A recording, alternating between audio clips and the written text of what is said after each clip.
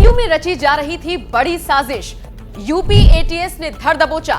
ISIS के आतंकियों के तौर पर हुई पहचान। तारिक और अब्दुल्ला पर गिरी गाज।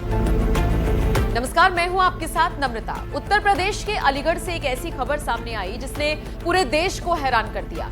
सोचिए, जिस यूपी में कानून व्यवस्था बेहद मजबूत मानी जाती है, गुंडे माफिया थर थर कांपते हैं, अपराधी गले में तख्ती डालकर सरेंडर करने के लिए पहुंच जाते हैं, उस यूपी के एक शहर में देश के खिलाफ बड़ी साजिश रची जा रही थी। पूरे देश को दहलाने के लिए षड्यंत्र हो रहा था। जाहिर है होश तो सबके उड़ने ही थे, लेकिन वो तो भला हो यूपी एटीएस का, जिसने वक्त रहते इस बड़ी साजिश को न सिर्फ नाकाम किया बल्कि साजिश कर रहे दो आईएसआईएस के आतंकियों को गिरफ्तार भी कर लिया।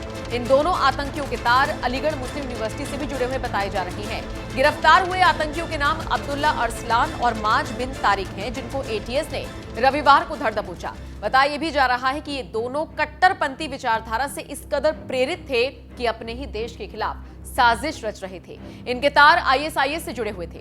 दोनों ने उसमें शामिल होने की शपथ भी ली थी। एटीएस ने इस मामले में जानकारी देते हुए बताया कि दोनों के पास से विस्फोटक और बम बनाने का सामान मिला है। कई उपकरण भी बरामद किए गए हैं। ये दोनों पहले उत्तर प्रदेश और फिर देश को दहलाने की साजिश रच रहे थे। फिलहाल इस मामले की जांच चल रही है।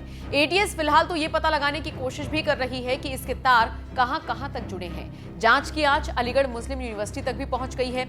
एडीजी एटीएस मोहित अग्रवाल ने बताया कि अब्दुल्ला और तारिक खुद से ही कट्टरपंथी विचारधारा से प्रभावित होकर सोशल मीडिया के जरिए आईएसआईएस के आतंकियों से जुड़े थे। आपको जानकर ताज्जुब होगा कि तारिक एएमयू में बीकॉम का छात्र है, जबकि अब्दुल्ला पेट्रोकेमिकल से बीटेक कर रहा है। वो भी एएमयू का स्टूडेंट रहा है। दोनों से पूछताछ में सामने आया है कि इनकी तरह कई दूसरे स्टूडेंट्स भी जिहाद के लिए मॉड्यूल तैयार कर रहे हैं। आईएसआईएस के सरगना इन्हें भारत के कई कोनों में बड़ी साजिश को अंजाम देने के लिए तैयार कर रहे थे। एटीएस की जांच में यह भी सामने आया है कि अब्दुल्ला केमिकल बम बनाने की तैयारी कर रहा था, जिससे बड़ा नुकसान हो सके।